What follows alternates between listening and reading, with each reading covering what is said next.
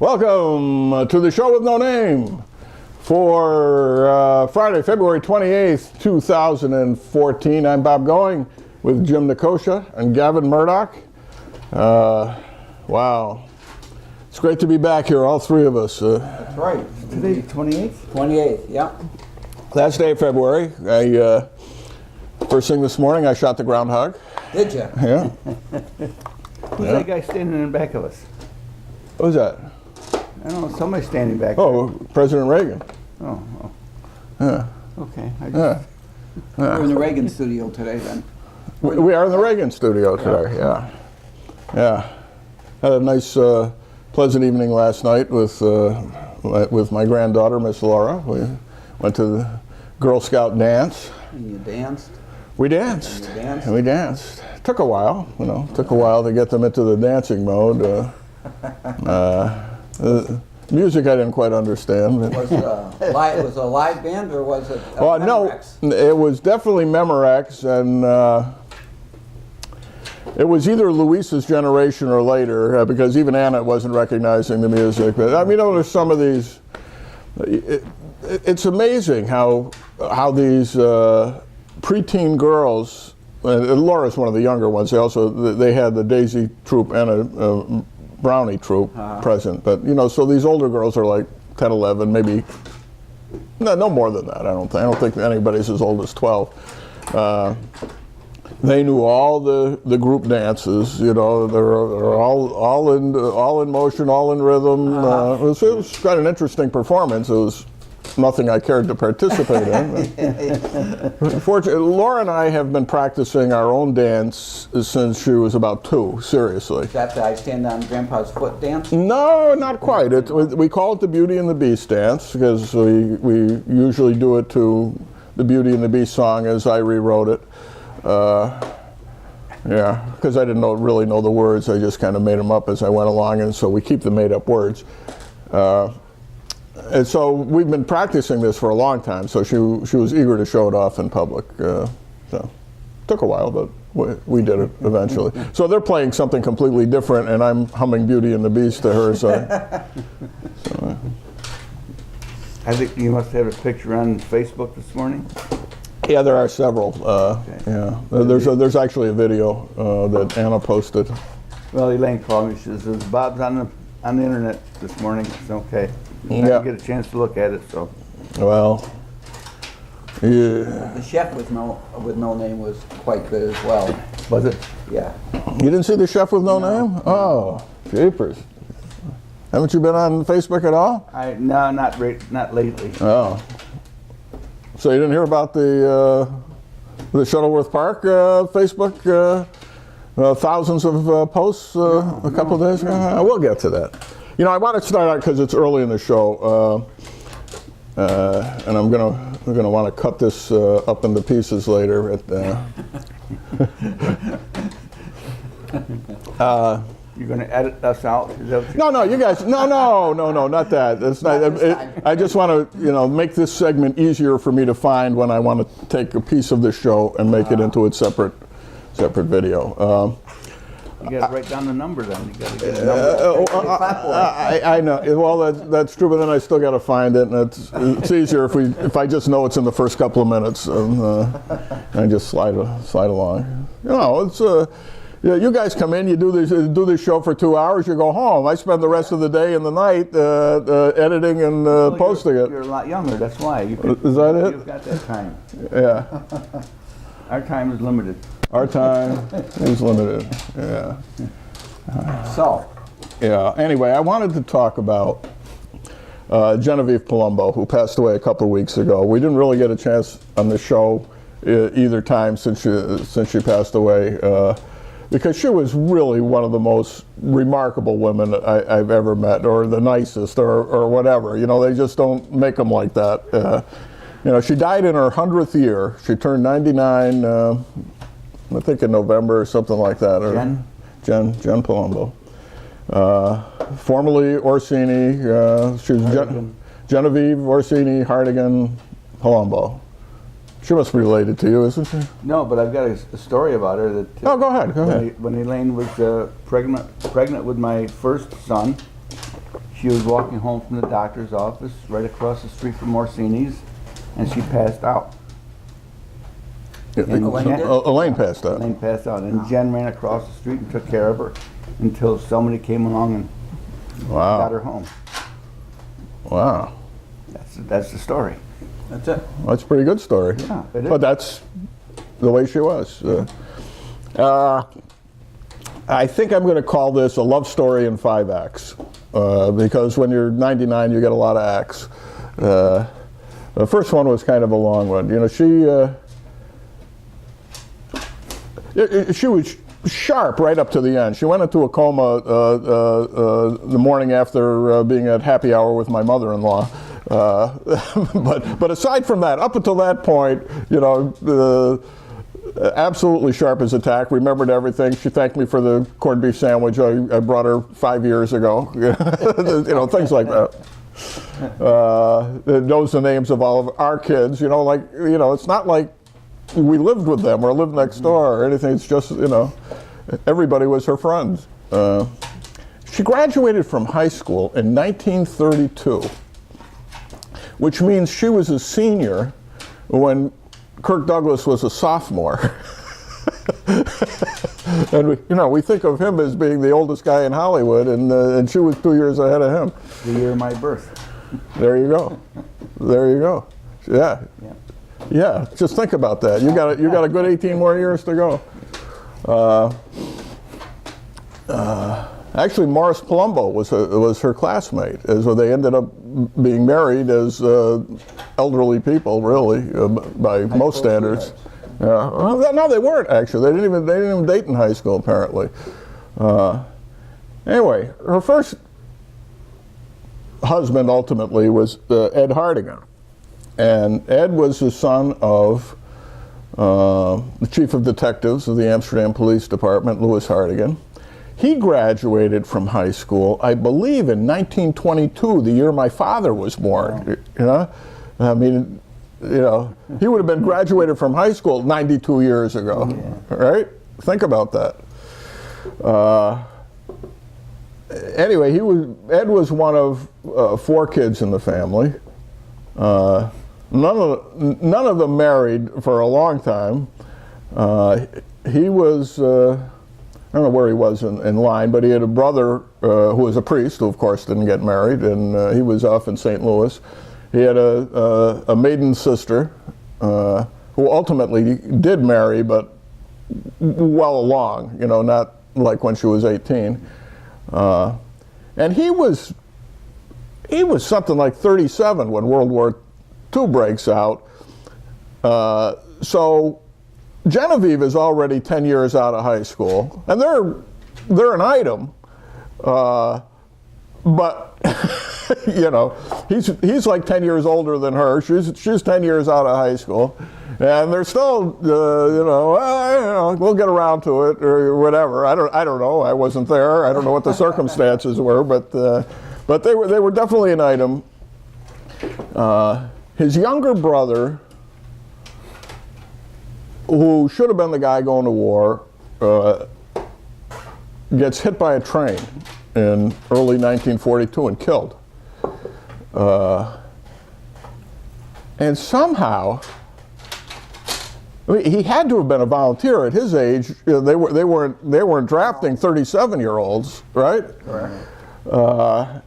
And he ends up going into the Army in September of 1942. I think he left the same day my father did. My father was in the Navy, he was in the Army, so they weren't in the same picture, but I'm pretty sure it's either the same day or a day apart.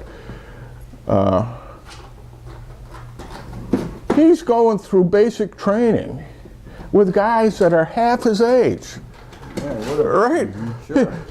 You know, when you're 18 or 19, you can do certain things. When you're 37, not so much. And so he's going through the same thing with the hikes with the full packs and the hitting the ground and the manual of arms where he says he kept his whole body was beat up by moving that rifle around trying to get the motions right. And he ends up in not just, some desk job at the Pentagon. He ends up in Merrill's Marauders. Okay, the prototype of the Army Rangers. Yeah. Right. Now he doesn't end up going to the front with Merrill's Marauders, but he goes through all the training, all the jungle training, and everything else. So they send him off to Trinidad for jungle training. Anyway. As you know, Ed Hartigan's diary is a huge part of my book. Mm-hmm. And as I've said, it's probably the best written part, with the possible exceptions of the senior Gavin Murdoch parts. Anyway, a couple of excerpts from his diary just to show what he was thinking of. They leave New Orleans heading for Trinidad. I don't even know if they knew where they were going. They're just put on a boat, you're going somewhere for more training. Yeah. He says, the first night we slept in a hold down in the middle of the ship. It was stifling. And when 200 sweating men removed their shoes, it wasn't exactly fragrant. The portholes had to be closed, of course, at dusk. The entire ship blacked out at night, the submarine menace at that time being no joke. Everybody was a bit jittery, and when the hold light suddenly went out, Shorty, who was sitting on my bunk, put his fingers in his mouth and gave out a long, drawn-out whistle sounding all the world like a shell on its way. That didn't help any. Those boys just took off in every direction of a hatchway. The rest of the voyage, I spent the nights on deck, listening to the waves lap up against the sides of the ship as we sailed along like three ghost ships. It was pleasant and restful, lying back on your life preserver, looking up at the southern skies and dreaming of Jenny and home. Isn't that beautiful? I think that's the first time he mentions her in the diary, actually, believe it or not. But just lying on your back, looking at the southern skies, dreaming of Jenny and home. And of course, home is a long way when you're heading for jungle training. Yeah, yeah. So they go through all this jungle training, and then one day they get the word they're going to the front. And they're going by way of the United States. They're going to be shipping them to the United States, and they tell them that they're going to train across the country, and then I guess they boated from there to India, from the West Coast. They didn't train from there. No, but some of the people flew, but they were in boat. So they kind of tantalizingly hold us. So at this point, they've been gone for over a year from home, in a foreign country. Trinidad, you can't even get to. If you want to, hey, I'm gonna go visit Ed. No, it's Trinidad. It's in a freaking jungle in the middle of the Caribbean, someplace. I guess, right? Yeah. Anyway, so they're holding this out, that maybe you're going to get to go home. But isn't it? It's now Trinidad and Tobago, isn't it? Tobago. That's where they got the sleds from, right? The Tobago sleds. Well, those must have been the ones they used in Cool Runnings. Oh, okay. All right. Just checking. The things you learn on the show with no name. All right. So some of the guys are told they're not going, and they're all hot, and the others are eager to go. And of course, he's by this time 38 or 39, and well, what the heck? And his diary entry says, "Well, we're all ready. Stein just walked over and knocked the book out of my hand. Just a hangover from last night. What a night. Everybody taking farewell and getting drunk, sympathizing with the ones left behind. Toom and Mike didn't make it. They're both broken-hearted. In his rage, Connery nearly wrecked the NCO club last night. According to the dope, we go all the way by plane, some 7,000 miles. That doesn't happen. There's a chance we may hit the States to be equipped, but I'm not figuring on it. you don't allow yourself to think of home on occasions like this. Too much letdown if it doesn't pan out. But if I could see Jenny for 1 hour, they can put me in a foxhole for the next 2 years. Love the lake. Beautiful. Yeah. Beautiful. So they go, it goes off, the Merrill's Marauders do their thing, and they're in India for like another year, and they end up going all the way around the world because they went across the Pacific, but on the way home, they actually flew them home by way of what's now Pakistan and Egypt and Morocco, and then across the ocean. He catches a cold or something, and so when they land in New Jersey, when everybody else is going home, he ends up in the hospital in November of '44, I think.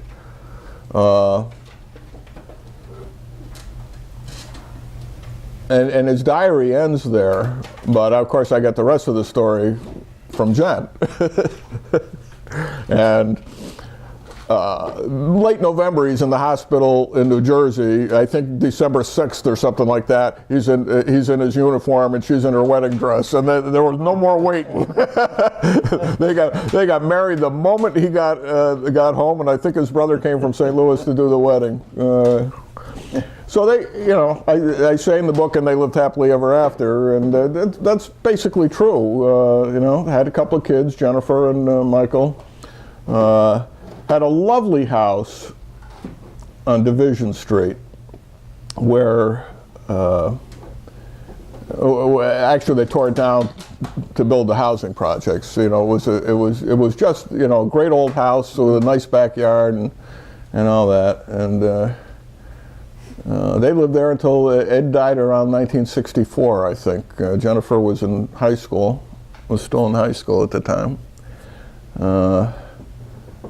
And I met her, Jennifer, in summer of '65. Ed was already dead at that point. When I was 14 doing South Pacific in the summer show, Bert DeRoe's summer show. And Jen was in the chorus. This is Jennifer, I mean, not Genevieve. Yeah. I don't know why we would ever confuse the two Jennies. But, after a couple of Jennies, they all after a couple of Jennies, they all look alike. That's right. Very good. Anyway, for me, that was a magical summer. It was the first time I'd been on the stage. We were doing a major musical. That was a lot of fun. Great songs, great everything. Great people working it. Bert DeRose was like the greatest director there ever was. We used to rehearse the show at the American Lithuanian Club, and up until about a week before production, when we'd move over to the Lynch stage, it was just a fun summer. My sister was playing Emile DeBeck's daughter, Nagana, or whatever the heck her name is. Frankie Marcelino was playing Jerome, the son. Actually, my sister split the part with Linda McHugh. One did 2 nights, and the other one did the other 2 nights. Yeah. And my parents came to almost every rehearsal, and Barbara DeRose was there with little Matthew on her lap. He was just a baby at the time. Marty, now a priest, was like, I don't know, 7 years old maybe. Let's see, 8. He would have been 8 years old. So we got all the kids running around, and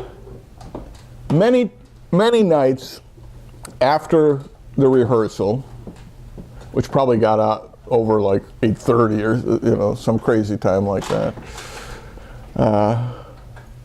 we'd all walk over to the Hartigan house on Division Street, and there'd be a party in the backyard, and everybody'd be there, and Genevieve would be serving their soft drinks, and sometimes there'd be pizza and things like that. And Rob Constantine, who was who was then beginning his career as a folk singer, was usually there with his guitar. He wasn't in the show. He'd just show up with his guitar and then start singing. And you know, they'd all do their favorite show tunes and things like that. And you know, it was, you know, cool summer night. It was just magic. And that's where I met Genevieve. And that's and meeting Genevieve, you fall in love with Genevieve. And it's as simple as that. She was just absolutely the most wonderful person, and she, you know, she got to know every one of the kids. I mean, she remembered me from that, you know, forever. And I was one of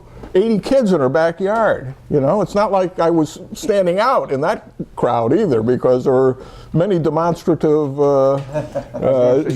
show types. You probably stood out. I did not. I absolutely did not. The most of them were older, you know. Jennifer's, you know, 4 or 5 years older than me. 4, I guess.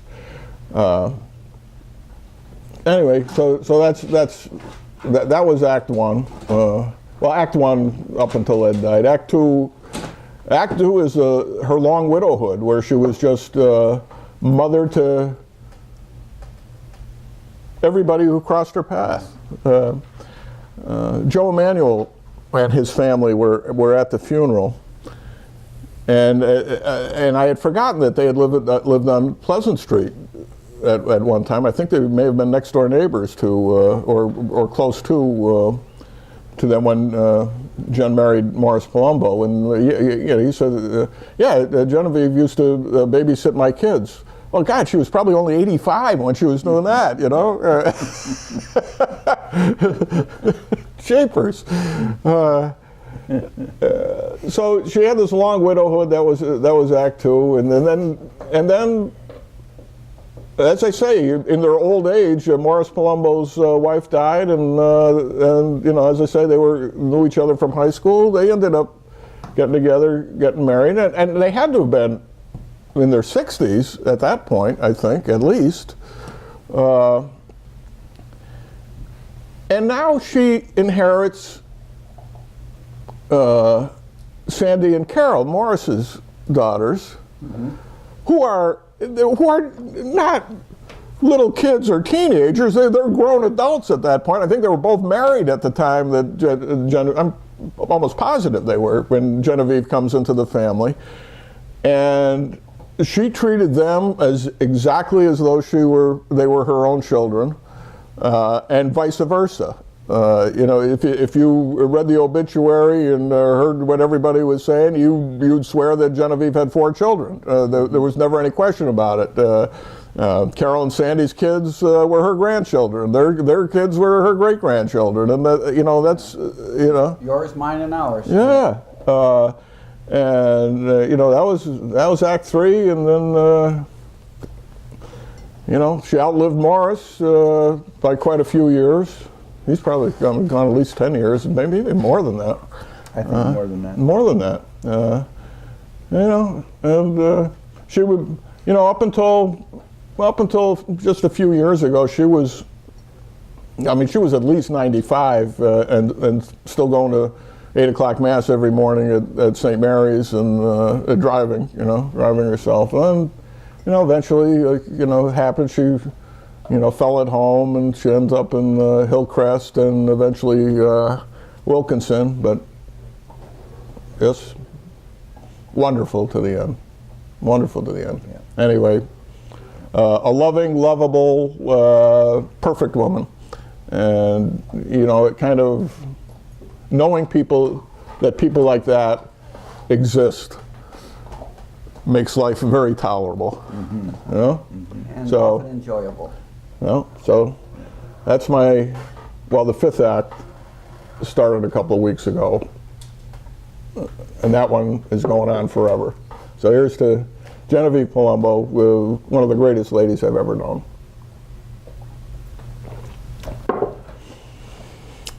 Cut. Okay. So much for that segment.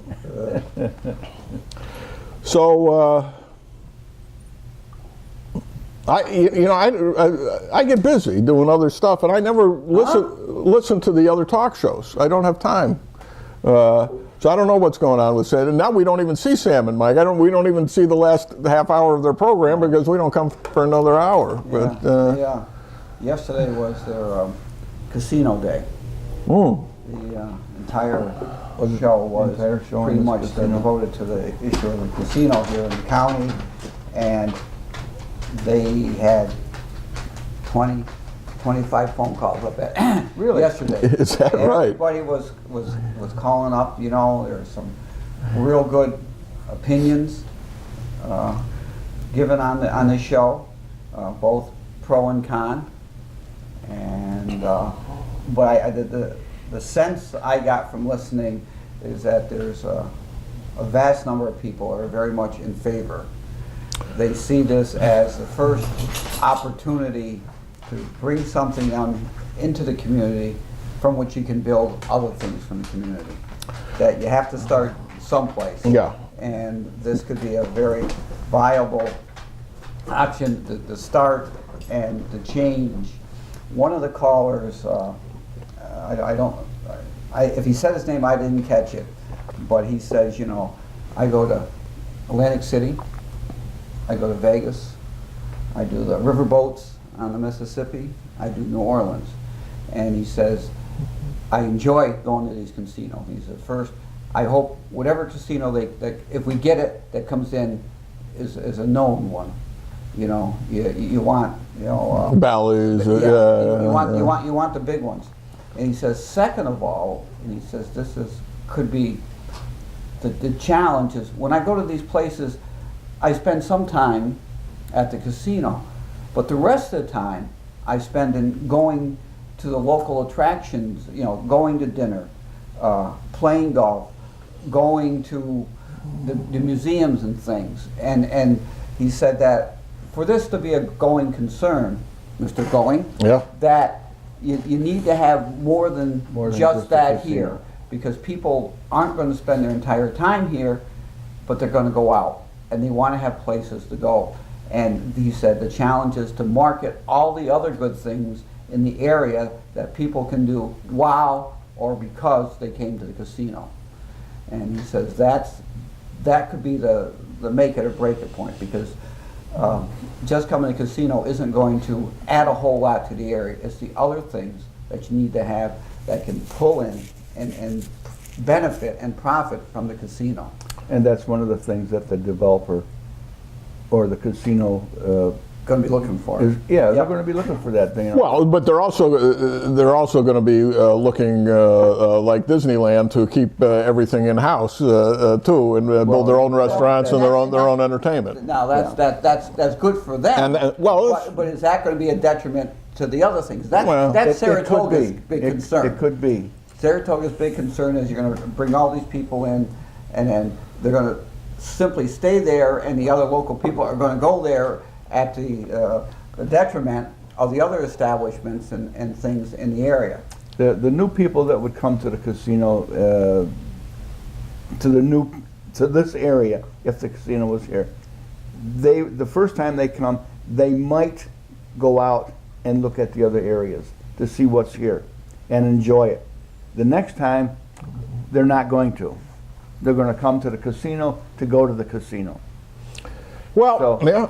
I'm of mixed feelings about this. First of all, I don't like gambling. Period. I think it's a detriment. It is, and I start from there. But having said that, the people do it and they go places. Otherwise, there wouldn't be all these bus trips to to all these places. Everybody's all enthused about the possibility of the casino. Have they looked at the real impact of the area in New Jersey? Right. Have they really looked at the impact in Las Vegas of the surrounding areas? All they're looking at is, wow, we're going to get a casino, we're going to get people coming in. Yeah. What's going to come in with it? I don't look. Things can't get much worse here. Well, no. And so, well, I suppose they could, but we're really becoming Detroit here. If it comes, I'm kind of agnostic about it. Okay, but don't expect it No. to turn the area around, particularly the city. The city will be ignored, first of all. Exactly. Or else they'd be talking about locating it to begin with. The city's already being ignored. It's on the, it's on the fringe. It's on the outside. Periphery. The periphery, past the perimeter. Yeah, so, it could be good for the county, it could be good for the town. Yeah, we'll get some tax revenue, county and school tax revenue from it. But they're not going to get as much as they think. Yeah, and That figure that they're bandying around there, that $11 million. well, they make that stuff up. I mean, you remember when the mayor was making those figures up about what the tax income from the Chalmers building was going to be in 20 years? Crock. It's a crock. They just make up figures. But if $11 million came in, don't forget, the majority of it's going to go to the town, because that's where it is, the majority of the casino.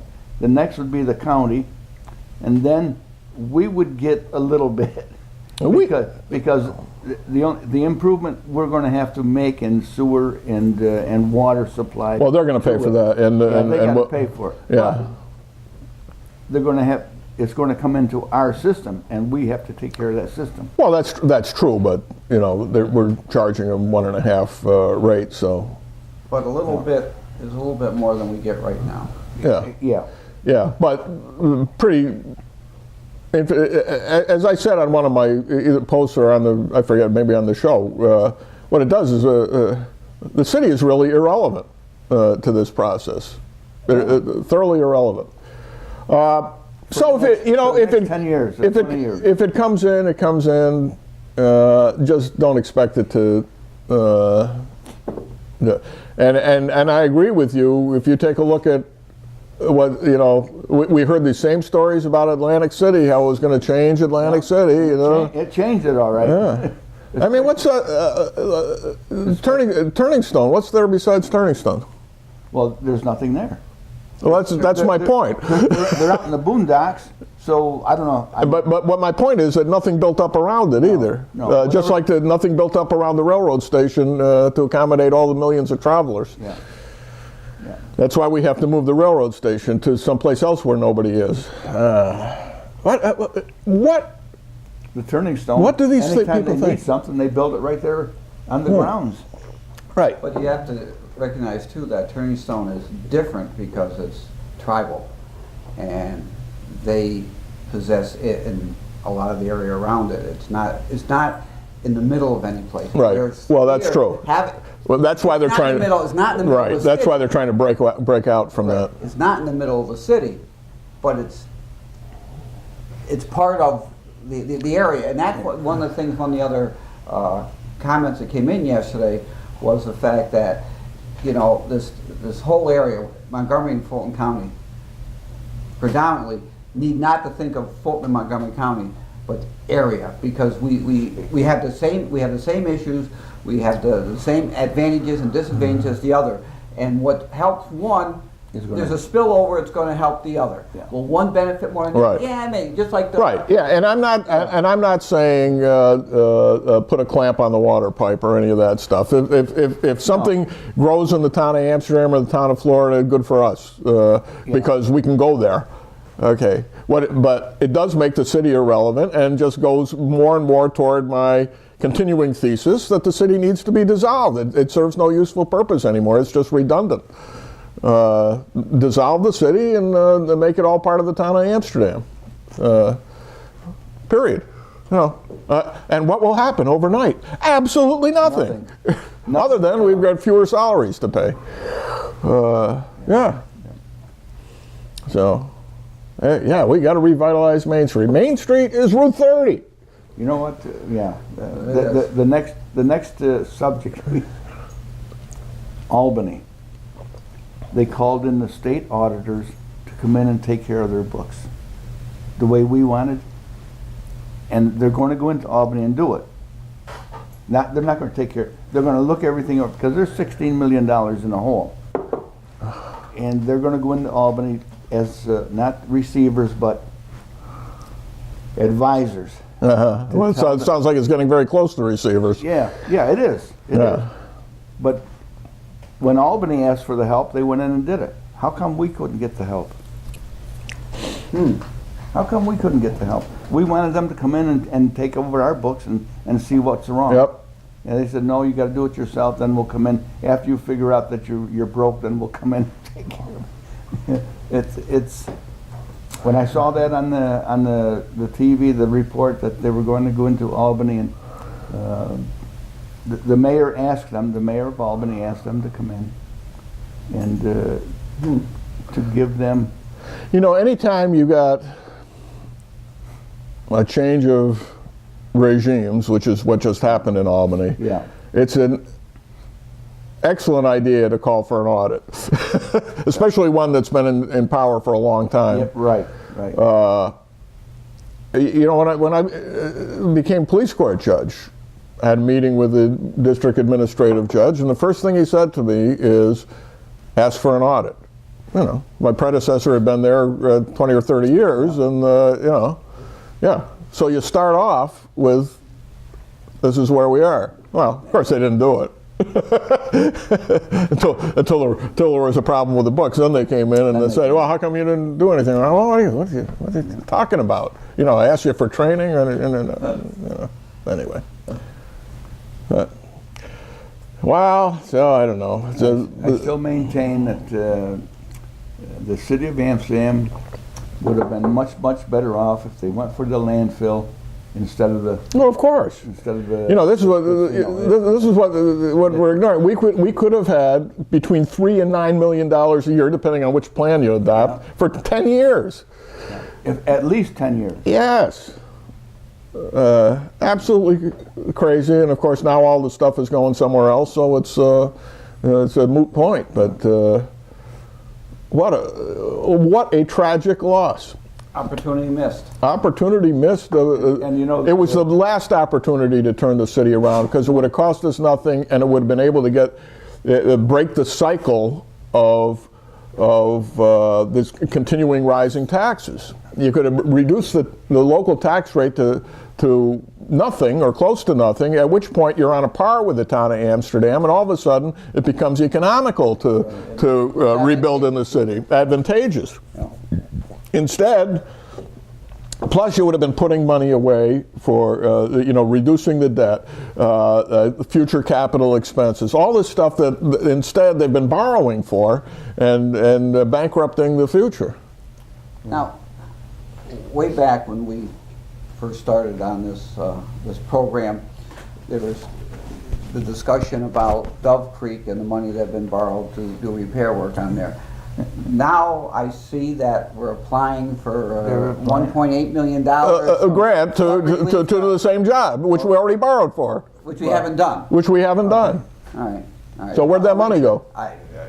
Well, we know some of it, like $100,000, went to build the docks on Riverlink Park without any authority whatsoever.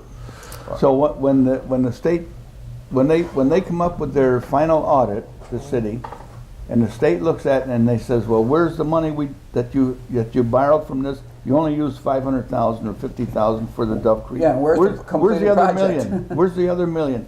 And it turns out they spent it on their everyday expenses. So it's got to be paid back. Yeah. It's got to be paid back, or it's got to be put into. Where are they going to get this money from? Where are they going to get this money to account? They're supposed to have it, but they don't. They don't. That's what I mean. Well, That's what they don't know if they got it. The last budget, when I got up there and I said, you can't put that money in the budget. It's not a revenue. Right. And all that FEMA money. Yeah. And they put it in there anyway. There was two of them: the FEMA money and a loan, a grant that they had gotten. Yeah. They're going to have to show that money somewhere. I'm telling you, when the state steps in, we're going to be in trouble. They can figure it out. Now, we were talking to somebody the other day. I guess it was a private conversation, so we'll leave it that way. But apparently, they've finally finished doing the books for the city-county health trust. They know how much money is there and how much money they need to reserve to pay bills, and there's something over $2 million now available for distribution to the county and the city. Right. which goes a long way to straightening out those books. And the people you have to thank for that are Michael Chiara, Dominic Stagliano, and Jeff Stark, and those other people who insisted that the trust be taken over, abandoned, and distributed. And you recall that when they took over the trust, they found out that that nobody had actually been keeping books on it since 2007, when it started. And then nobody with authority was signing the contracts. Mm-hmm. We had no authority to sign contracts. Yeah. So that's going to be an interesting one when it goes to court. Yeah. Well. If it goes to court. Yeah. Well, I Court's suppose. going to be pretty busy between the county and the city. Yes, they are. Yes, they are. Now. Well, it's not. It's Now here we go. Okay, you bring that up. At the special common council meeting the other night, the mayor produces, or I guess in advance of the common council meeting, she produces a letter from a lawyer in Albany. Her lawyer. Her lawyer, lawyer in Albany. that she hired to confirm Jerry's opinion. On that the Common Council had no right to tell her what to do about signing contracts. Well, you know, it's like a one-sentence letter. So somebody asks, well, who's paying for that? Well, the city is, she says. She's taking it out of Jerry's budget for extra counsel. Well, excuse me, only the Common Council can approve such a contract for an outside lawyer to come in. Well, it's in the budget, and she's gonna do it anyway. So, you know. I know if this was the last Common Council, when it came through on an audit, they just approve it and say, well, what are we going to do? Jerry says we have to pay it.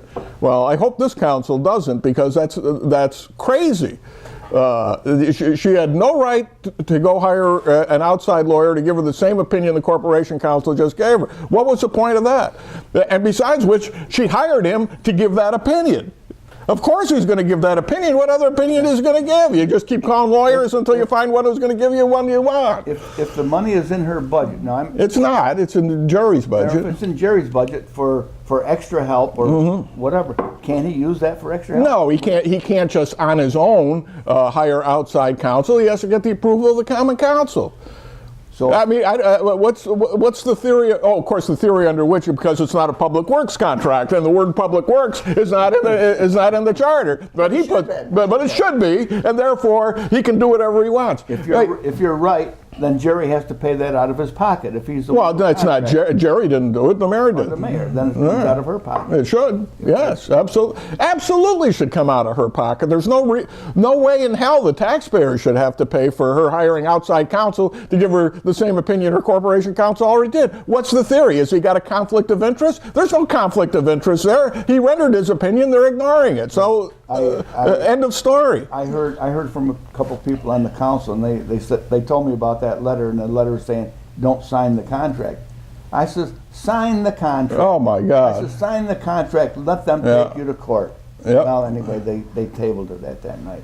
Well, but they've since overridden the veto, and I think multiple people are going to sign the contract. Actually, I believe. Really? Yeah. Good.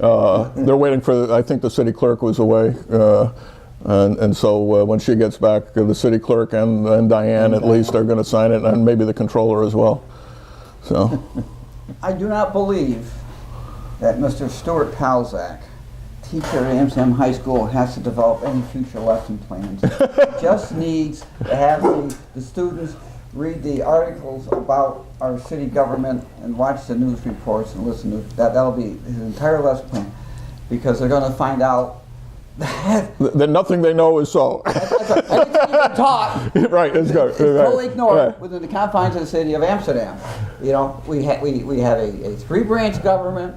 Yeah. Of which he's got designated responsibilities. But only one has the authority. Yeah. You know, it kind of reminds me of Jefferson Smith's speech in the Senate. What am I supposed to do? Go back to Montana and tell all the kids in my home state that everything they learned about the Constitution and the laws and the legislature is all a bunch of hooey? Is that what I'm supposed to do? Well, you look to Washington, it's hooey there. Why not hooey here? Jeepers. You know? Go ahead and do it, and don't worry about You know, everything has got to be a freaking constitutional crisis. It's total nonsense, and it's over such a petty point that they even talk about going to court over it. I mean, Joe is going to retire in a couple of years. They can do whatever they want after that. By the time this gets done, He will be retired. You know. Meanwhile, she could care less whether the golf course opens on time, or you know. I don't know, what do you suppose her theory is on what we're going to do if we don't have somebody to set the tee times? Yeah, right. What's happening? You know, the whole golf commission was set up by ordinance, so the common council could change it overnight and say we appoint. And it's as simple as that. It's not like they're taking authority away from the mayor. It's authority they granted in the first place. Right? Jeez. It's not part of the charter. No. You know? You know, Bob, it's just I'm just causing trouble. unbelievable. And you know what? Nobody ever pays me for these sound legal opinions. Everybody's, he's got an accent. You know, he's of course he's going to say that. Well, no, I'm just saying this because that's the way I feel. That's it. But it's if anybody wants to, send contributions to my retirement fund, feel free. 14 George Street, Amsterdam, New York, 12010. Now, Jerry is not her lawyer. He's a corporation. He's a corporation attorney for the city. Works for the city. He's supposed to be. But it looks like, she's got a kangaroo pouch here and just sticks his head out every time she wants him to do something, and she pushes his head back down in the pouch. Well, I watched the last council meeting, and it looked like Jerry was running the meeting. I mean, every time a question came up, the mayor was looking at Jerry, and Jerry is giving his opinions. And what the hell is she there for? One. Do we have a co-mayor system in the city? And it isn't just her. It happens a lot in local government. But one thing they really should be super trained in is parliamentary procedure, and they're not. And the more it degenerates, the more people forget what the rules really are. And the whole purpose of Robert's Rules of Order is to have an orderly meeting. Yeah. When I was on the council, I bought the Robert's Rules. Yeah. I think I spent $30 or whatever. I hope not, because you can get it in paperback for about $3. But well, I got the small one, and then I got the big one. Yeah. And several times during council meetings, I would make a point. You can't do that according to Robert's Rules. Right. And once I knew I was wrong. I knew I was wrong, but I said something at the council meeting saying that you can't do it because of Robert's Rules. Everybody shut up. Right. And they did what I said. And I knew I was wrong. That's the problem with these things. Because once you start doing that, which is what some people do, then you just get away with it. That's what they're doing now. Yeah, that's what I'm saying. I went home and I said, Elaine, I said, I knew I was wrong when I was saying it. I says, but nobody questioned me. I says, and I got away with it. I find You're terrible. of course, I come from a different background because I've been a lawyer, been a judge, and been in court and all this stuff. I find when I get up at a meeting and say point of information or point of order or people listen to me whether I'm right or wrong. They just assume I know what I'm talking about, exactly. and that's dangerous. Dangerous. Fortunately, I'm a man of high moral character, and it's dangerous because the other people have no idea what they're doing. But everybody, particularly if you're on a legislative board, needs to become familiar and to use them. Call the question, a motion to adjourn, what takes precedent, point of order. This is not being done properly. You appeal the ruling of the chair. Yeah. When was the last time you heard anybody appeal the ruling of the chair? Never. Because the other important thing about the rules of order is they are only rules. They are not statutes.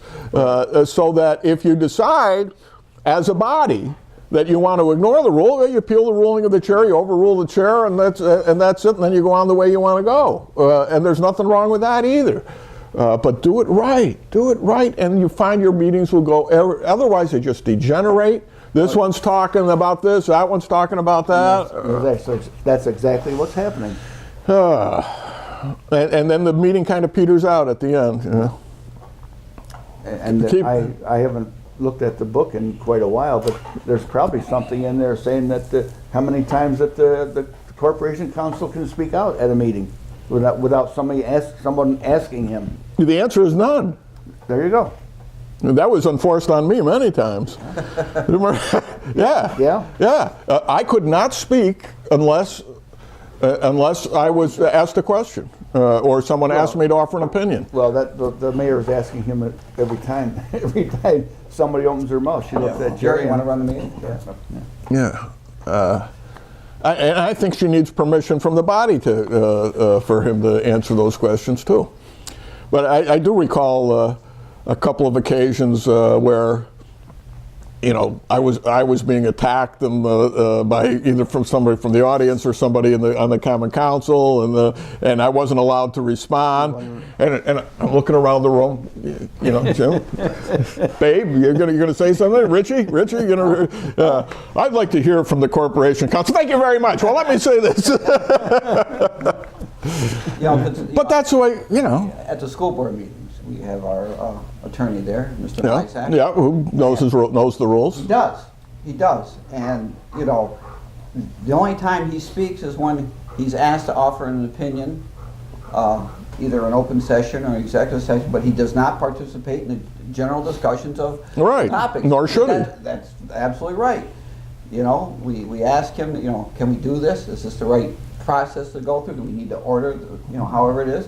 And he'll let us know. But he's seen but not heard until asked to be heard from. You know, I don't know how they're doing it these days, but in the old days, the county attorney had to attend every Board of Supervisors meeting, but he was put in his office across the hall, and he was not called upon until there's a opinion, because he's not the parliamentarian. He can advise the chair, who is the parliamentarian, as to what to do, but only when asked. You know, I particularly remember Bill Moore when he was county attorney. You never saw him inside the chamber, not even sitting on the other side of the rail. They'd call him in.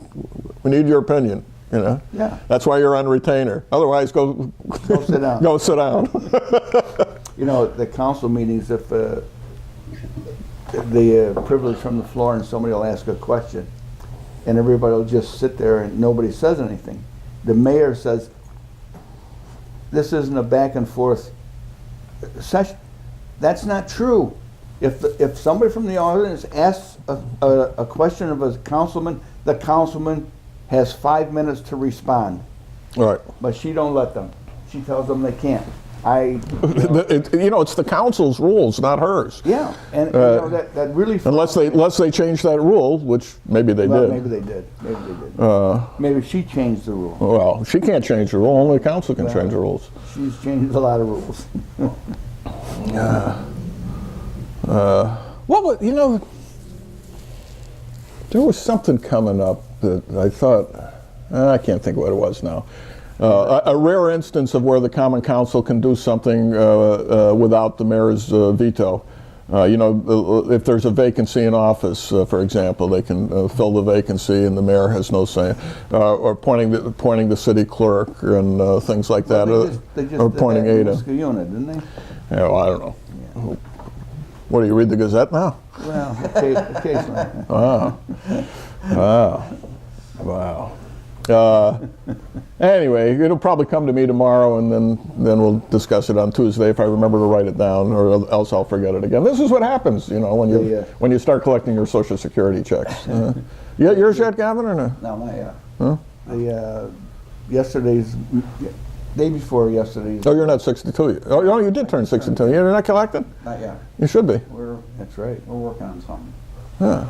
Because you'll be able to collect it at least for a few months before you reach your max.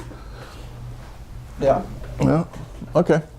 2 days ago, the 9 o'clock TV radio show, they were discussing the Shuttleworth Park, and the big controversy up there. Wait, you the chairman of the show now? I appeal the ruling of the chair. That was the next topic I was going to bring up. But go ahead. Well, you know, it's been an hour, so we can pause right here for the. We have pause right here for station identification. Now we're going to go into the Shuttleworth Park issue, ladies and gentlemen. Welcome to the show with no name. So Jim, what do you want to talk about? No, I was just wanted to mention that you know, there's a big controversy there with the. I guess the alderwomen asked some questions at the meeting, the special meeting, and they jumped all over her, and they how dare you ask these questions? What question did she ask? I don't know, About the turf. about the turf and the process of putting in the new AstroTurf. or whatever And who authorized the ripping up of the field? and they jumped all over her. Boy, you know, you can't ask a question. You know, maybe she went around in the wrong way to ask the question, but the questions were legitimate. She had a concern, you know. Here's where we start. First of all, with my favorite quote from Huey Long, who was, of course, the despotic governor and later senator from the state of Louisiana, where he said, "Someday this state will get good government, and they won't like it."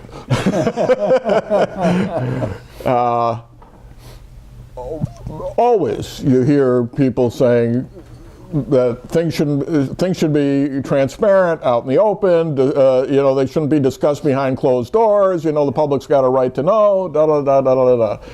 Well, Diane, God bless her, sometimes goes off half-cocked, but she always means well. Oh, definitely. She absolutely always means well, and it would never occur to her, I don't think, to ask these questions behind closed doors in a back room somewhere. She brings it all out in public. Yeah. This is what I heard. How about it? And they have a chance to respond. Yeah. Now, that being said, let me say two other things, and then I'll let you guys talk. Number one, as I've said, I was a lot in this discussion on Facebook a couple of days ago. Oh, okay. I loathe, despise, and hate AstroTurf. And when they say, "Oh, this is the same kind they have in the Toronto Blue Jays stadium," oh God, that's like watching baseball on your living room rug. Actually, a 1970s kitchen rug is what it looks like. I hate it. Okay. But I would never question the integrity of Brian Spagnola or his brother Rob or any member of the Spagnola family except that rotten kid who asked me about the '86 Mets one time. He's like 8 years old or 10 years old, and I'm meeting the kid I forget whether it was Robbie's kid or Brian's kid. It was a while ago, and I meet him at a football game. He's introduced to me, and I'm wearing my Red Sox hat at the time, and he said, "Yeah," and this was Mr. Yeah. Too bad about 1986, huh, Mr. Going? This was decades before he was born, but he knew how to zing me, you know. Anyway, so I write him off completely, but what Brian Spagnola has done for that park, and you know, because you were there when he first came on, has been absolutely phenomenal. That park had fallen apart. He says they could seat about 100 people, and I think that's right. All they had was aluminum grandstands that were stuck in the middle where the old wooden ones had been. Since he's been there, they put in all the box seats that came from the Philadelphia Stadium, not only behind the home plate, but also down the right field line. They've moved the aluminum ones over in front of the new party deck, which they built, which gives you a nice raised view over the field. They put the skybox in, which they rent out and get money from. They put in wooden bleachers all over the place behind home plate, and so now they have games where they have upwards of 4,000 people attending these games. It would have been impossible before Brian Spagnola brought the Mohawks to town. And you know, part of the lease agreement when they first came, they got a long-term lease from the city precisely so they were protecting their own investment, and put up that brick wall behind home plate, put up fencing all around the place, a lot of it at their own expense, and the rest from grants. The city didn't spend a dime on any of these improvements. Not 10 cents did the city put into any of these improvements. And they're used, that field is used for more than 100 other games a season other than the ones played by the Mohawks.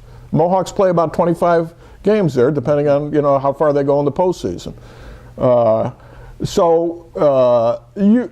Plus, you know, he coordinated all the other baseball leagues that use the park, and they formed the foundation to raise money to extend the park and pave the parking lots and all this stuff.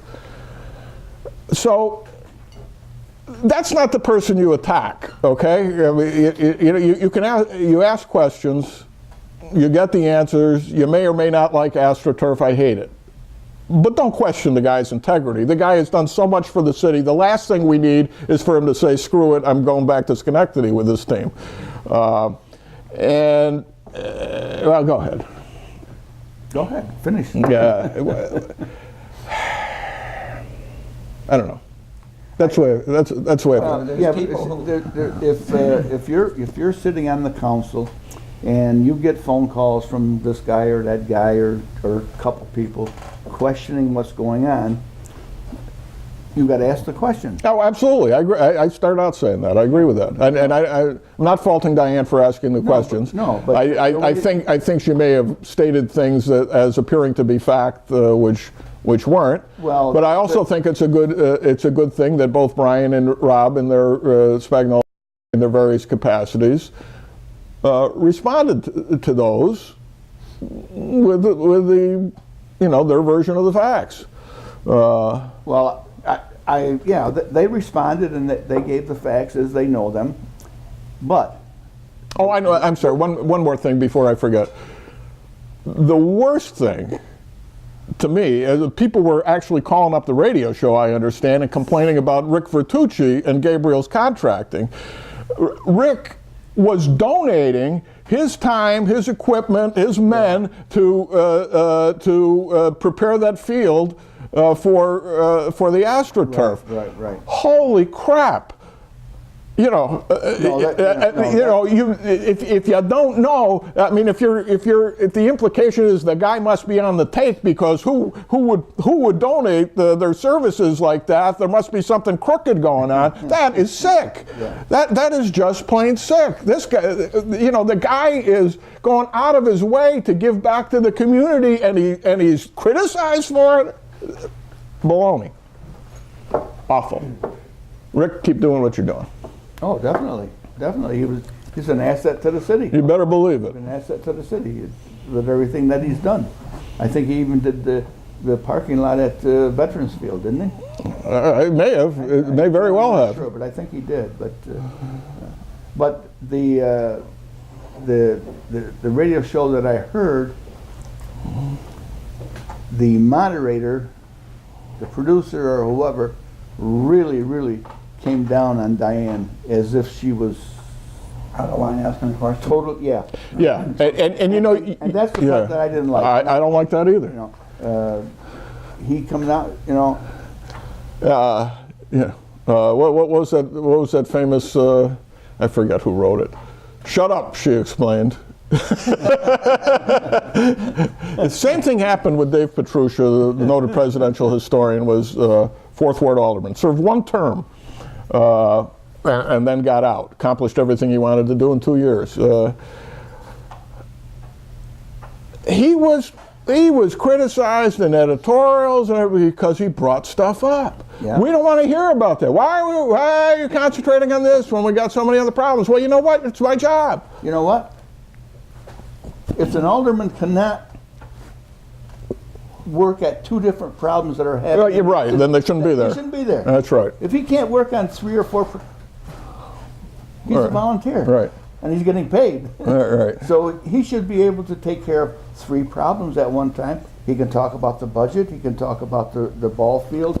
He can talk about the casino. He should be able to discuss Right. all 4 of those things And in one meeting Right. competently. Right. And you know what really frosts me is the people who are complaining the loudest are people who are in the press, the radio, Exactly. editors, and people who should be saying, "Tell us everything there is to know." See, we got more things to worry about than this or that.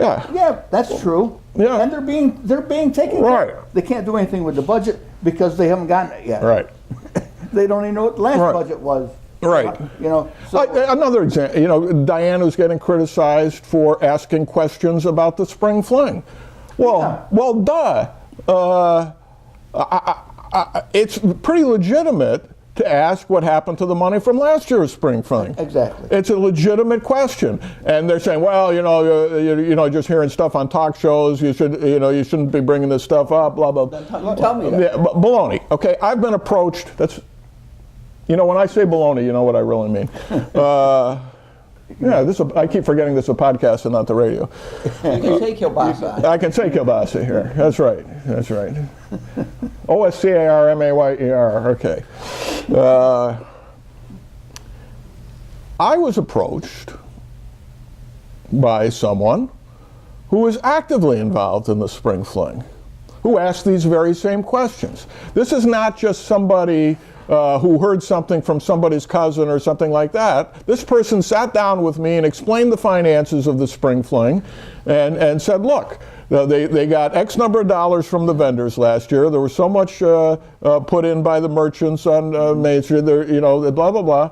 And they collected X number of dollars and they spent X number of dollars. So the reasonable question is, what happened to the rest? So that's the question that's being asked. And the mayor can't be bothered answering that question. Well, I'm not going to look into that. Well, excuse me, it went through her office, okay? Now, the answer may be the money went into the general fund, but where's the accounting for it? I would want to know, if I were an alderman, reasonable question, how is the spring fling financed? How is it organized? Does the money go through the controller's office? Do the vendors make out their checks to the city of Amsterdam? Does it go into the controller's office? Is it held in this account? Where is that account and what happened to it? Reasonable question. I have no problem if the leftover money went into the general fund because that's where it belongs. Actually, it should go into the fund balance, whatever. I didn't hear the whole thing, but the parts that I heard is it was strictly done with volunteers. And after all the expenses were paid, There was $1,000 left over or more. $125 I heard. Well, $125. that was one year. And it's this. I think this was last year, and it's in a checking account. Maintained by whom? Well, that's the thing. Economic development. Yeah. So the question. There are several questions that arise. One, why is the city getting involved in this at all? The city, it's the downtown merchants that are organizing. The city should cooperate, shut off the streets, provide the police protection, whatever. I got no problem with that. I got no problem with the city throwing in a few bucks for this. But if it's either being privately run by the downtown merchants, or it's being publicly run by either the recreation department or the economic development department or the mayor's office or whatever, in which case, let's see the accounting. Right. It's not a huge deal, but I tell you what, cash transactions like that should not be going through the mayor's office or through the economic development office or through the recreation department. Right. They should be going through the controller's office. Right. And there should be accounts set up in the city budget accounting for every penny, and then you got no problem. And for them to just take umbrage that anyone who would ask the question that's the problem. is ridiculous. It's important to ask the question, and the people who are involved in the spring fling are the ones asking the questions. And they're afraid to let their names be known publicly because they don't want any retaliation from the mayor. Exactly, correct. And that's what it's all about. And that's why they talk to me, and that's why they talk to Diane and whoever. We'll listen to them. Too bad. We do what we do, because this is the show with no name. Anyway. So anyway, I'm with, I hate AstroTurf, but if Brian wants it, he can have it. That's, Can we go back to that for a second? back where? Back to the ballpark? Sure. Sure. Go Well, ahead. there has been nothing in this community that has brought in as much outside or provided so much for the people inside That I can remember in my lifetime. and I remember way back when you had a rug maker and textiles out there. Right. You know, I think part of the concern is perhaps the way the contract was written and the leeway that was given within there, what could be done and what couldn't be done, or what would happen to the monies coming through. That's a big investment that guy has up there. You better believe it. Every year, and every year it's a crapshoot. Yep. He doesn't know, you know, because certainly the better the team, the better the Right. attendance, the better the weather, the better You better believe it. The weather killed them a couple of years ago. Yeah, and there's a lot of stuff goes on. They have lots of things at each of the games. You got the fireworks, you got those stuff between innings. I mean, it's, The giveaways and it's one place you can really say that you can bring your family to. absolutely. Okay. And every tween in town is hanging out outside the park at every game, you know. Well, you know where they all are. And you know where they all are. You just got them all rounded up in one spot. They're not roaming your neighborhood. They're all up at Shuttle And Park. as much as I like Brian, I'm sure he's not doing this simply out of the goodness of his heart, because it's a business. You know what? And it takes an awful lot of his time too. It does. Exactly, and he should be making a profit at it. But when I hear somebody on both sides saying we don't make any money, I really get it right. Well, you know what? That may be true, because there's no worse investment than minor league baseball, and a lot of That's these what this is. and a lot of these guys do this. That's a break even. Just because they love the game. And they certainly pay out. I mean, he has a lot of people working for him Yeah. up there. You know, it's a. And you know what? And if he makes money on it, God bless him. that's right. God bless him, because he's done more for the community just by being there. And you know, they charge hardly anything to get into these games, Yeah. $3 or $4 And bucks. there's a lot of freebies. Absolutely. Pass out tickets. Oh, they pass out the freebies all the time, especially if you got families You and may have 1,000 people there. then but the you only got 300 paid. Yeah. Yeah. Right. But it's been a wonderful thing. It's been because fantastic. Without that, you know, there isn't you got a pretty good T-ball league, you got a pretty good women minors, you got a pretty good, you know, attendance-wise, participation-wise of the little league. But when you start getting to the older group, the old rookie league age, Right, or right. they don't have a whole lot, and that Right. park is what those kids would be playing in. Right. And what little we do have do use the park, but we don't have the numbers that they used to, for a whole lot of reasons, but the numbers aren't there because your population isn't. The population is there. But you know, talking about numbers, in the course of my research for my book, Where Do We Find Such Men?, which is available at the Five Corners at the old Peddler's Wagon, here? on Church Street, or at the Book Hound on Main Street, or the Walter Elwood Museum, or a couple of copies at the archives. Or you can go to Amazon. Amazon.com. Oh, .com. Where do we find such? Not the river. Amazon.com. You can go there and get the book. Anyway, in my research for this book, I came across the statistics, the attendance records for the 1942 rug makers. Now, mind you, that the rug makers were playing genuine minor league ball with guys playing on the team who went into the majors later on, right? Mm-hmm. It was, you know, War year. it was before the war got so. Before we were so into the war that that the ball players were disappearing, or the people to attend the game were disappearing. It's the year that the Yankees Came to town and played in that ballpark against the rug makers, right? The attendance figures for the Mohawks, with half the population, are better than the rug makers' attendance in 1942, including the game that the Yankees came to town. Brian has brought more people in that ballpark than came to see the Yankees play in 1942, from time to time. Not every game, obviously, but we were still talking collegiate ball. Drew more, on several occasions, has drawn more people than the Yankees drew in 1942. My dad would take me up to see the rug makers and the textiles play over the course of the time when they were playing in the Twilight League. When you Right, the semi-pro rug makers, yeah. And those guys coming through.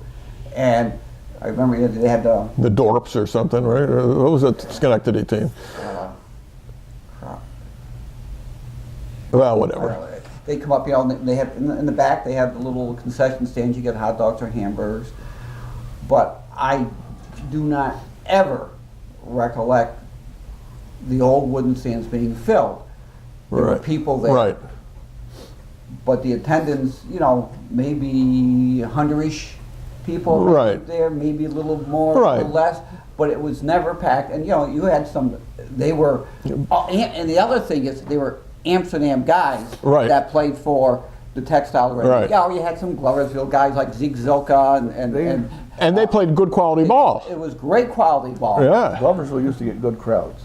Absolutely. But, you know, these are our people coming out to see our people play.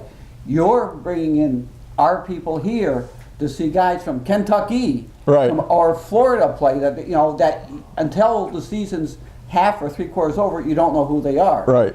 You know, the recorder. But you will. You will. The recorder does a fantastic job right. with them getting the information out and doing the bylines and the stories of these guys. So we're supporting other folks. Back then when it was our folks, we didn't do that. Now, did they make the effort to promote it like they do now? No, I don't think so. But the point is, that's how it was. You know, sometimes our memories are sometimes faulted. We have false memories of Right. things. You know, good and bad, you know. But there wasn't, you know, you go up, and every night somebody played, I think, because either the rug makers were up there or the textiles were up there, and one was on the road, one was at home. You know, even when they played each other, you got a little bigger crowd, but it was never jam-packed Right. up there. Comfortable crowds, but not. It was, Yeah. it was, you know, and they were predominantly adults. There weren't a whole lot of kids up there unless they came with their parents, unlike today where parents drop their kids off and send them into the game or hope they go into the game. Yeah. You know, and it was great to watch it, but what he has created here is more than that was.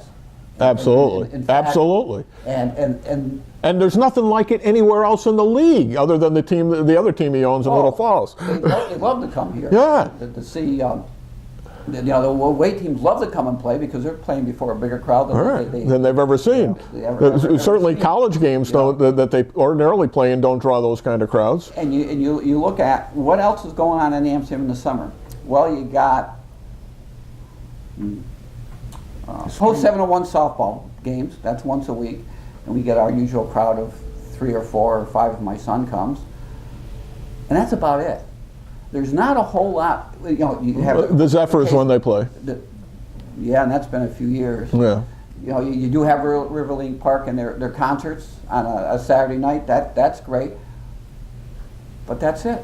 Yeah. There's nothing else to draw or to keep people And in the community. And probably one of the really amazing things is that there are so few people here now, so few young people. These games attract everybody who's here. You know? Mm-hmm.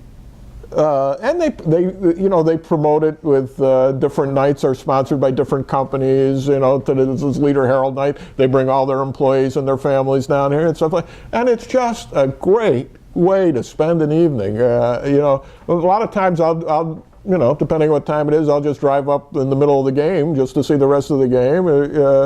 You know, it's just wonderful. And it's the same things the pros do. You know, they have different sponsor night. They have jockey Sure. underwear night. Everybody comes in, gets a free pair of underwear. You know, Yeah, they, right. they have these things. Right. You know, we're doing the same things here. And yeah. And he's got to do that in order to Right, maintain and what so he's created. they have all these promotions. They give away something every inning. They've got the stuff the kids do between innings. You walk into there with a kid, they immediately sign. What do you want to do? You want to do the do the electric slide? You want to do the Hokey pokey. the hokey pokey? You want to do the beanball thing? Or, you know, it's just yeah. You know, No, They do it's that, great. you know. It's great for the city. There's no doubt about it. It is, and you know. I think it's electrifying and we have seen nothing like this in our lifetimes. And to be able to do it in what's essentially a ghost town is absolutely fantastic. And to maintain that, he has to come up with new and better ideas Yeah. and hooks and gimmicks. And he's used every gimmick there is and invented a few. And they've got great fireworks. How about that thing where they have the horse race around the outside of the park where you see the color going up and down? Oh, jeez. You know, All rigged in advance, you know, which one is going to, you know. just like the subway ride to New York City. What train's going to finish first? It's just fun. It's fun. First of all, it's a great brand of baseball. Really is. Those guys are terrific. This past week, didn't I see a couple former players that are into the majors? Oh, they've got a whole mess of them. Yeah, a lot of them are playing spring training. Yeah. So I think he's put a lot of blood, sweat, and tears into a lot of work. You better believe it. You know, the next time the contract comes up, or should the city negotiate in a different way for him? Yeah, maybe not. I don't know. I don't know the ins and outs, but he has created what is there. Well, they're now actually paying rent to the city, which they didn't do before. So they're contributing back. Now, of course, they use the city lights and power and stuff like that. But my God, what they provide! One game is 10 spring flings. I mean, seriously. And we also have lights around the tennis courts up there. Of course we do. That had nothing to do with the baseball. Right. Who pays for those lights? Well, if it were up to me, they would put a coin machine in there. Who pays up for it now? The Of city course does, we do. right? And how much do they get from the tennis players? in there? Nothing. Okay. How much do we get when we light Veterans Field? How much How much should we get when we light the football field? Riverlink Park.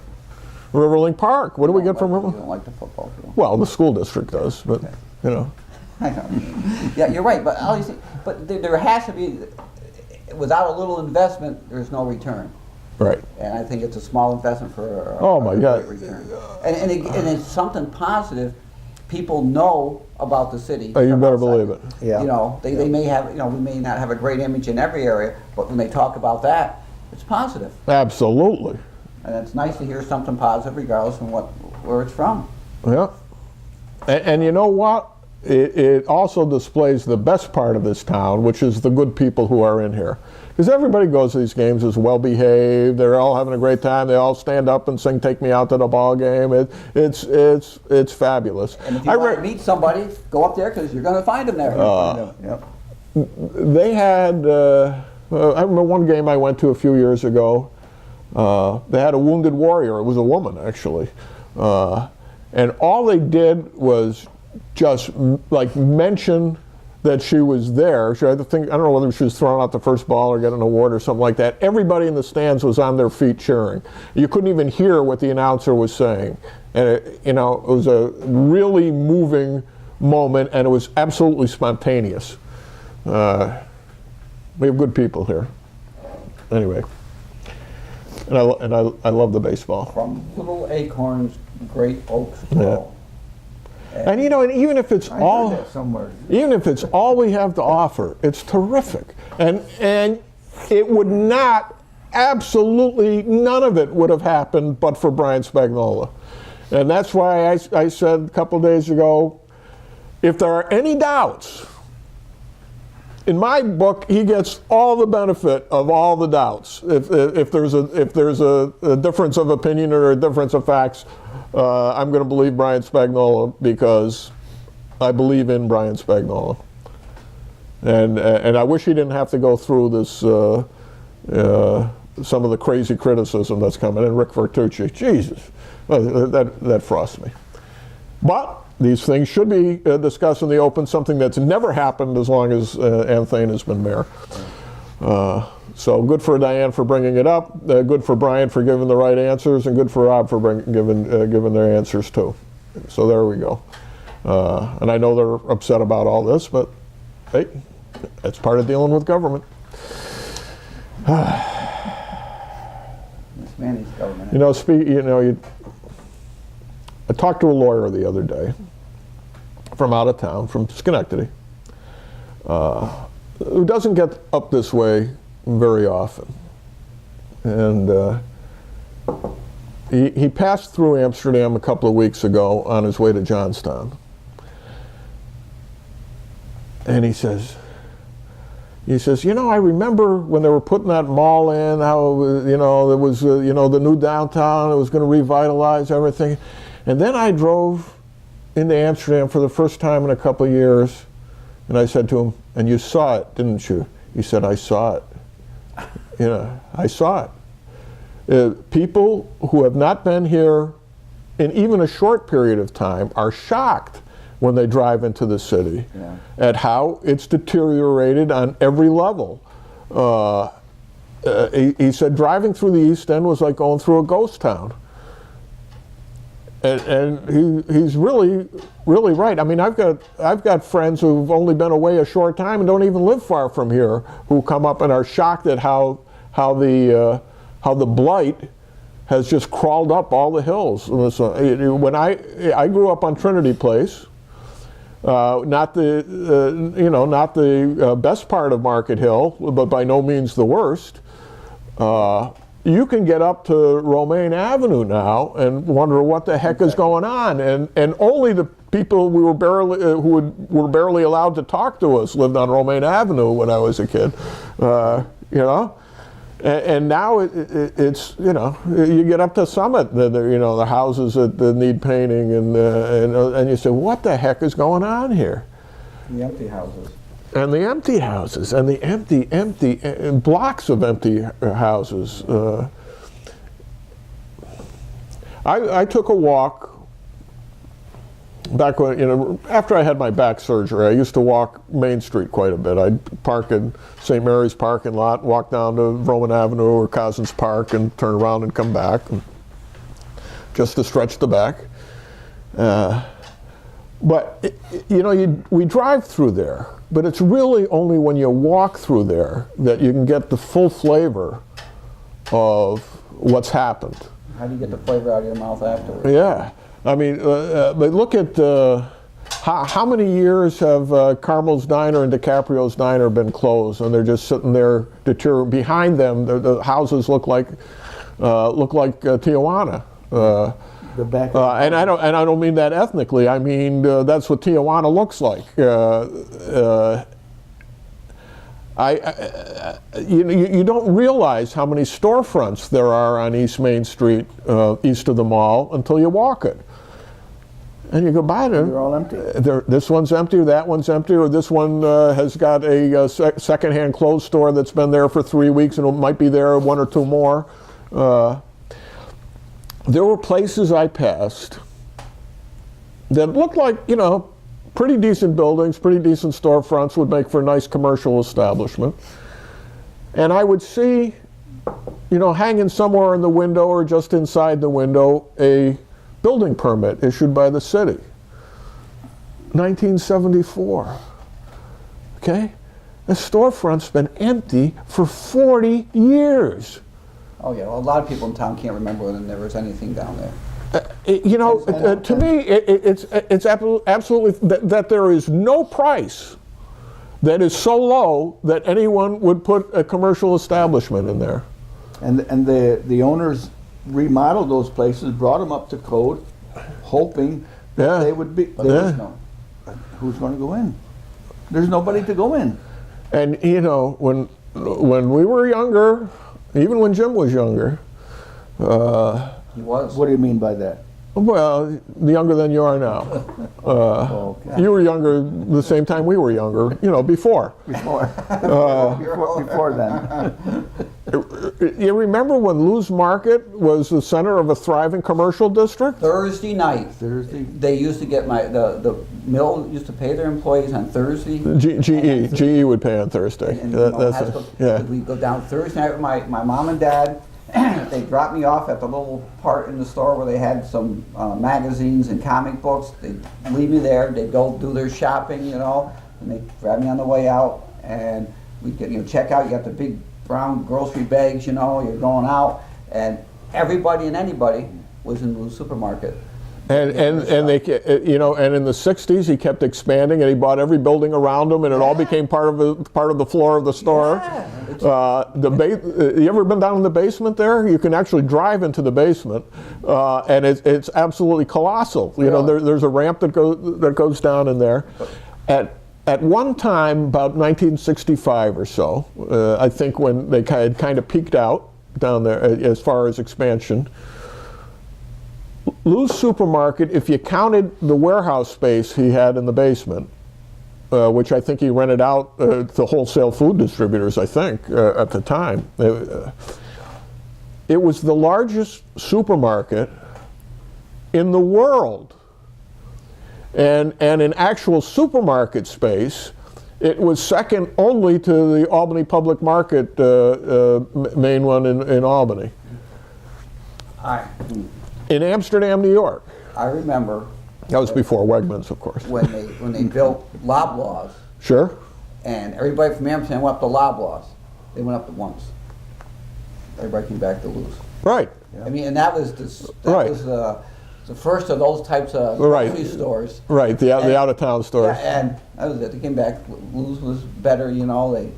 They knew your name. You had the same checkout guy and same bag boy every week, you know, and it was a very familiar place to be.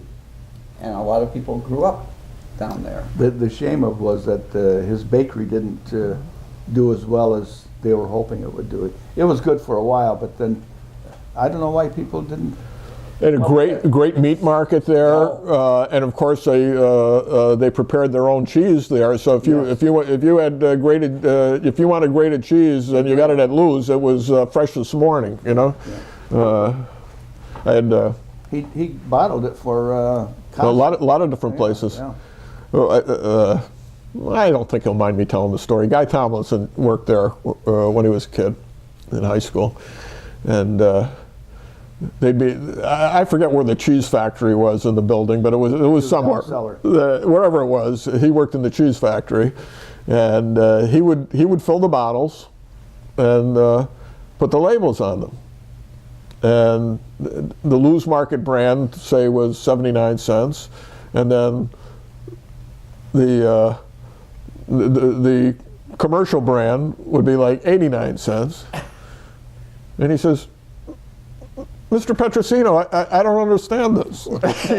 he says, I'm putting the very same cheese in the same bottle, you know, the identical bottles, and the only thing that difference is the labels, and these are 79 cents and these are 89 cents. He says, kid, the labels cost more.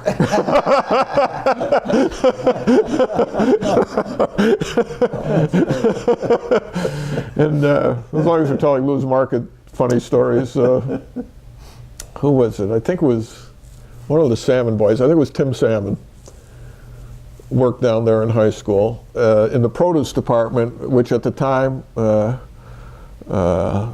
contained employees named carp, salmon, tuna, and fish. 4 of them working together. All 4 good Amsterdam names. Oh.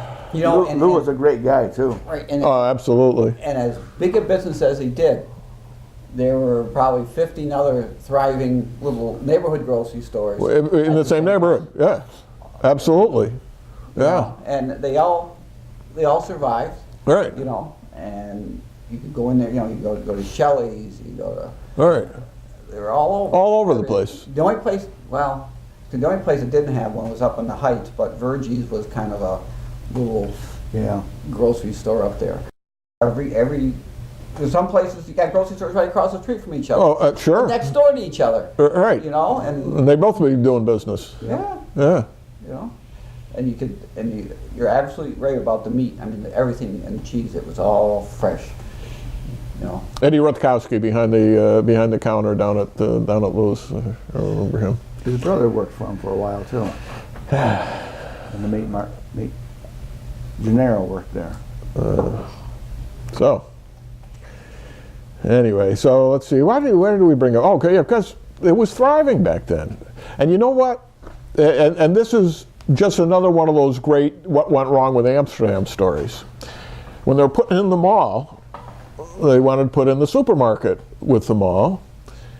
And Lou, my understanding is, I didn't hear this from him, wanted to have the supermarket in the mall. And the powers that be, no, we're bringing in a big chain. We're bringing in Grand Union.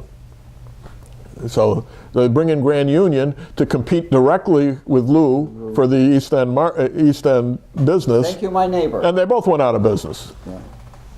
Yeah. You know, it's talking about the mall. We were during the time it was being built. We were in college and back home, and Bob Swider and Tom Battisti and I sat down and remind me to tell Bob Swider's story. Go ahead. We did a little research and stuff, and we said, you know what, we can put an Orange Julius stand in there. It'd be a great thing because you're gonna have all these guys bring their wives and kids down here, and they're gonna want to go someplace while they're doing shopping in the mall. We're gonna do that. So we talked and we looked into it, and in the end we didn't do it, which is probably good because I still have money in my pocket now. If we'd done that, it would have been. I don't know. My wife's cousin Tacky's wife, I think, did open the Orange Julius stand down there, and I think they did pretty good for a while there. Anyway, When you lost all the foot traffic. Well, you know, the trick is to get out before the foot traffic leaves, and then sell it to Swider.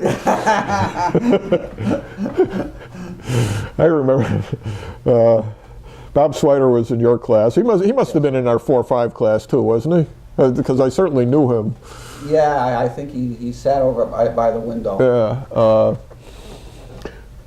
You know, we used to have the altar boys of St. Mary's, and we'd do the 11 o'clock Mass on Sunday, and we'd all get up and process up to the altar, and we'd all be sitting on benches and told to sit upright and something. Yeah, I remember. Well,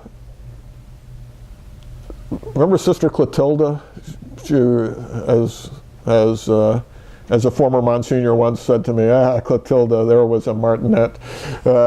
She was tough and just mean. She was mean. Mean and miserable. Anyway, you know, we're all volunteers, okay? We're doing this for God and country, you know, and we're showing. And she came in one Sunday morning, and she's blasting everybody for the condition of their cassocks and surplices, like we have something to do with this. You know, we get into the mother, and if the mother does it, she does it. If she doesn't, she does.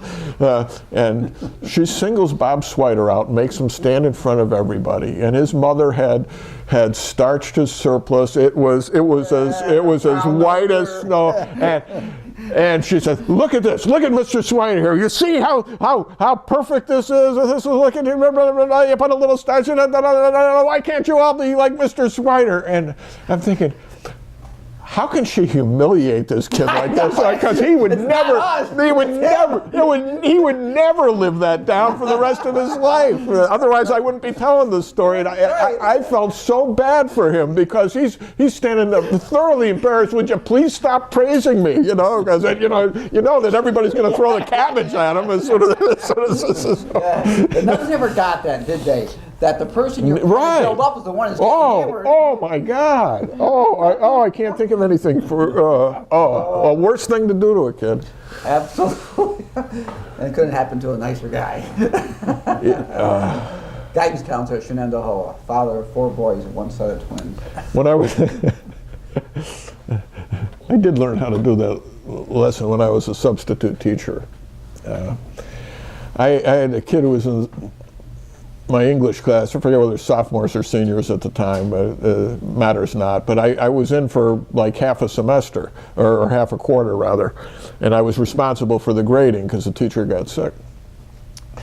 And one of the kids in the class was the brother of a girl I was dating at the time.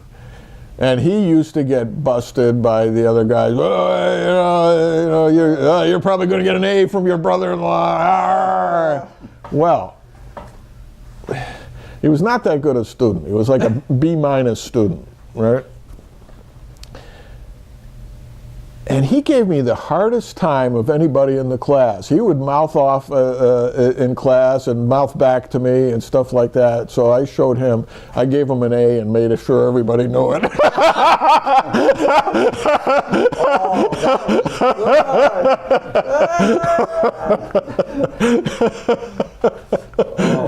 The ultimate vengeance, give him an A. Oh, that's great. Very good. Well, reverse psychology, yeah. I'll give you a good grade. Whoa! And I especially like the praise, so got an A in this course. Now, it was, looking back, of course, it was the wrong thing to do. But Nah. might do it again. Oh my goodness! Wow. Well, let's see. Have we embarrassed enough people today? Bantered about a few names, that'll have to live it down. Wow. Hope Swider doesn't watch this show. You know, Where is he these days? he lives up in Scotia, Huh? and he was in town last Friday. I was supposed to go to breakfast with him, but Really? couldn't because we had the soccer. He came in, he had breakfast with Joe and Gleese, and I don't know if Tom and John Batista are both going to get there. They were getting in touch with them, trying to get them to go. They called me, and I think Mike Boris might have gone up at the diner, had breakfast. Because Swider doesn't come through town very often, but we were on vacation last week, that's why. I see his brother all the time in church, Leo, but Yeah. Bob I haven't seen in He ages. lives in Scotia. His kids went to Scotia. He's a guidance counselor at Shen. Very good.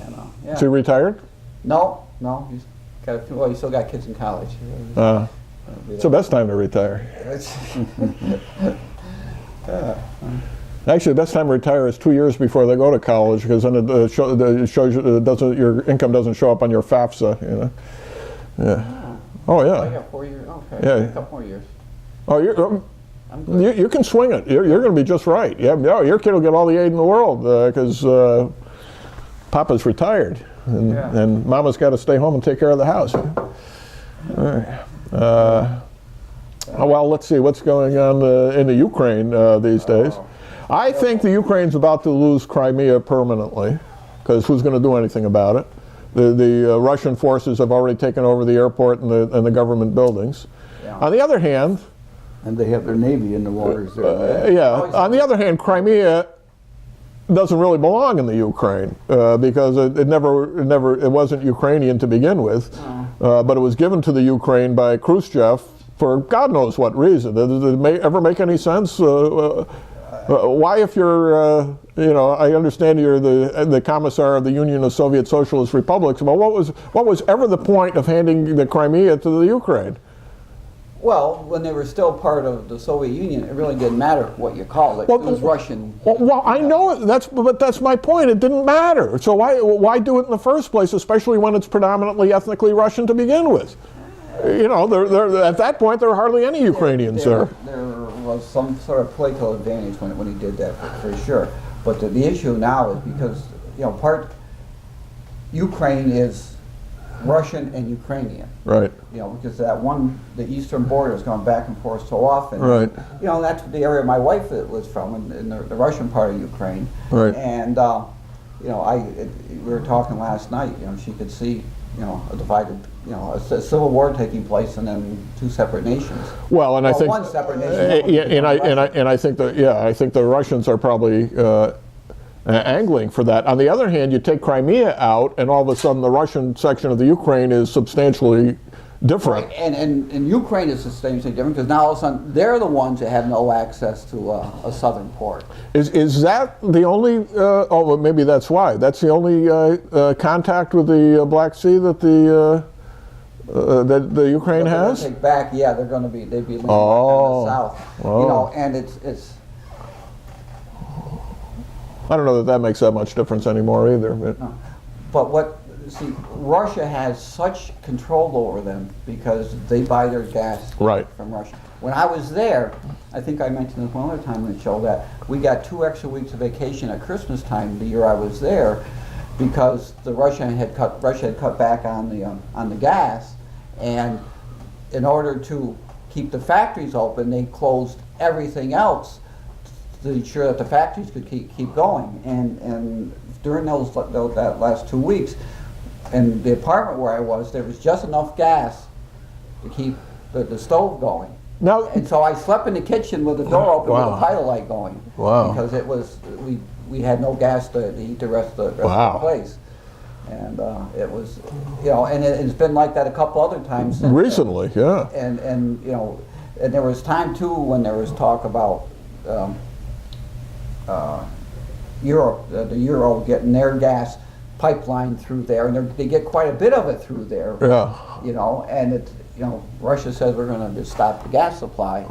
They're going to have a whole big hold over, you know, Ukraine as well as other European countries. Now, before the war, I mean the big one, WW2, you know, before the Nazis and the Russians were fighting all over the Ukraine, the Ukraine had, Ukraine, huh? Ukraine, not the Ukraine. I thought it's called the Ukraine. No, Ukraine.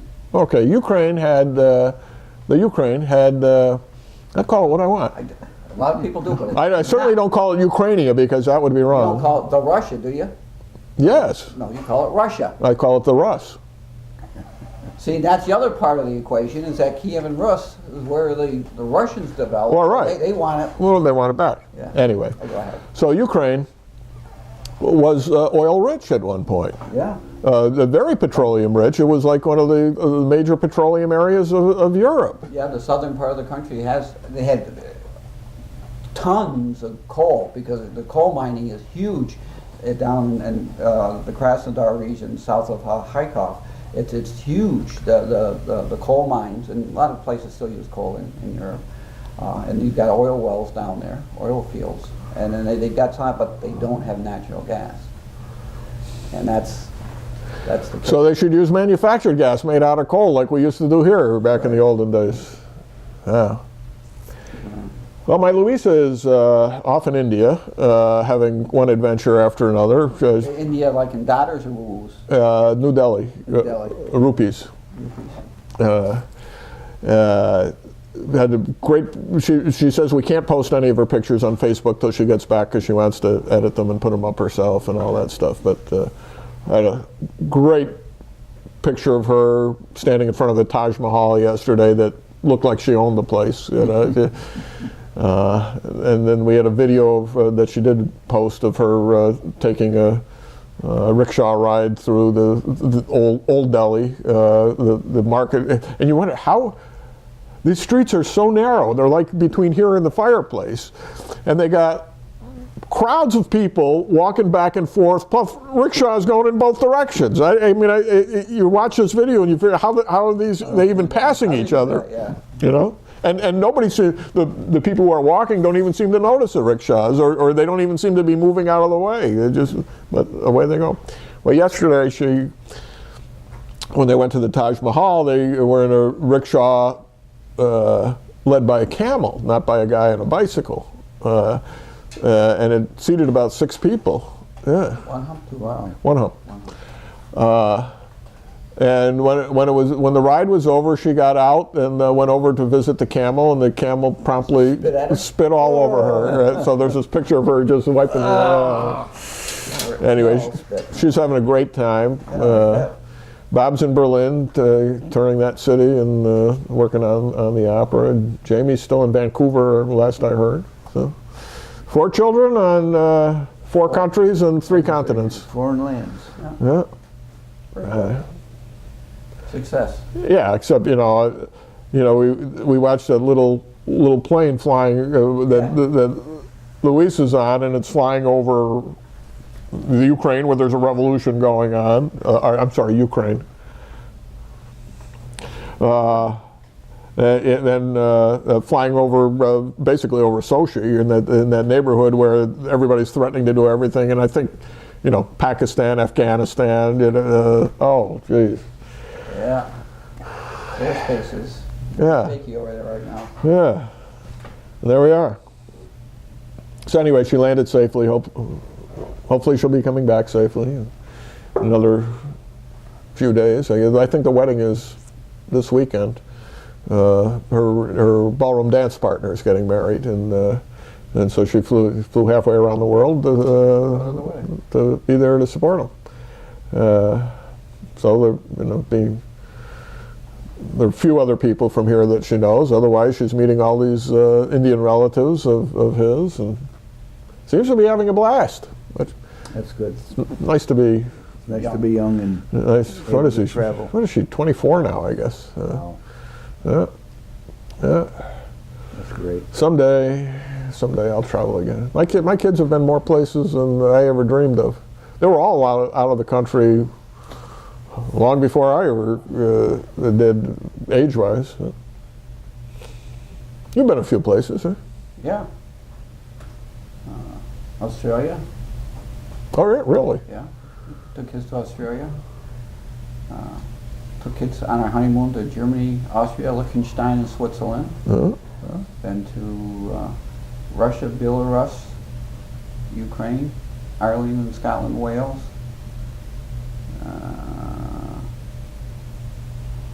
Where else we go? A few of those places actually had to pay for, right? Well, Scotland, anyway. Yeah, the last time we went to Scotland. First time I did. Well, yeah, first time we went when we were in high school, we went there. The second time I went again, we took kids there. So that was a good trip. Russia was a good trip. We've had kids as far north as St. Petersburg, as far south as Sochi in Russia. Wow. Yeah, it was. And the kids all came back changed. The parents said. You do. Sarah Blodge's mom said she even liked my burnt pork chops now. Yeah. Anna got one of those Eisenhower exchange things. I think she was a sophomore in high school. Yeah. She was like 16, and That's our target. and had went to 5 or 6 countries, and they were on top of the Eiffel Tower when the 3 tenors were rehearsing at the base for their show, which was later that day, I guess. So I get to listen. Plus, they were at the Eiffel Tower when France won the World Cup, or the semifinals, or something like that. And wow. so the whole place exploded, and A little crazy. but they were in Aachen and